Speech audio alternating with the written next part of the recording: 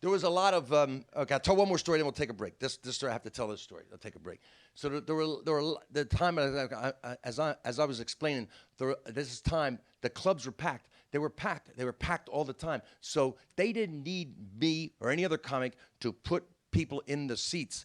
They needed us to send them out with a good vibe, to send them out talking about the club. And so the club owners wanted us to do long shows because they sold a lot of liquor, and they wanted us to be as funny as possible. So they gave us any drugs you wanted. My buddy used to joke, they would give you all the drugs you wanted, but if you asked for a sandwich, they go, half price. So there was really no promotional deal, but the biggest stars back then were the guys who sold the most drinks. There was a guy named Ollie Joe Prater.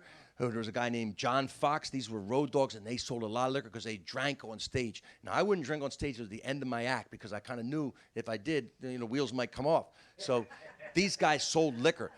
So one night I was in Pittsburgh. There were 2 clubs. The clubs were opening so fast, these downtown clubs would be packed, and they'd open up a satellite club out in the suburbs. So I was in the Monroeville outside of Pittsburgh, and I was there performing, and Ollie Joe Prater was downtown. Now, I'd heard about Ollie Joe. He was a road act. He was sort of like, if you know the comedian Larry the Cable Guy, he was a prototype. He wore a big cowboy hat, and he was a little short, stocky guy with cowboy boots, and he had this kind of, kind of look Yosemite Sam kind of act. And Ollie Joe was free with other people's material. There's an old joke going around that if Ollie Joe, if he buys you a beer, that means he did one of your jokes.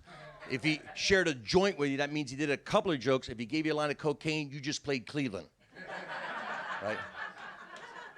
But I wanted to see Ollie Joe because he was one of these guys I'd heard about in the road, and you didn't always get to see people. I'd never worked with him before. So I only had 2 shows on Saturday night. The downtown club had 3 shows. So I was coming downtown to party with the owners anyway.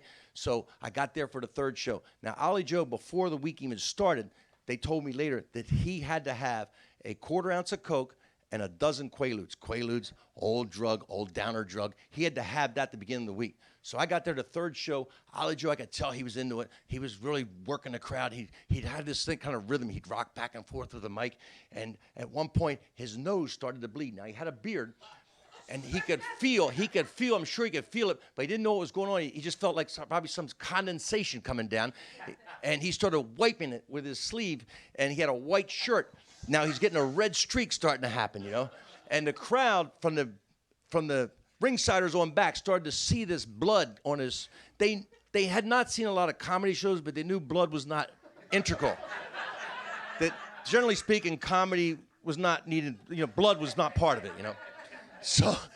So they start reacting. They start going, oh. And Ollie Joe then realizes he's bleeding, and he looks at the blood, and he looks at the crowd and goes, "What, you fuckers don't party?" And he gave one more. He picks up a shot, and he goes, "Come on now, let's go. One more shot." And he takes his shot, and here's where the alcohol and the Quaaludes overpowered the cocaine. Because Ollie Joe went back, and he didn't come forward. He kept going back. And he crashed back, man. He just crashed back, and he still had the mic in his hand, and he was still talking. And all you could see was the bottom of his cowboy boots, right? And the club owner comes over and he goes, "You got to close the show, man. Finish the show. We got to get him out of here."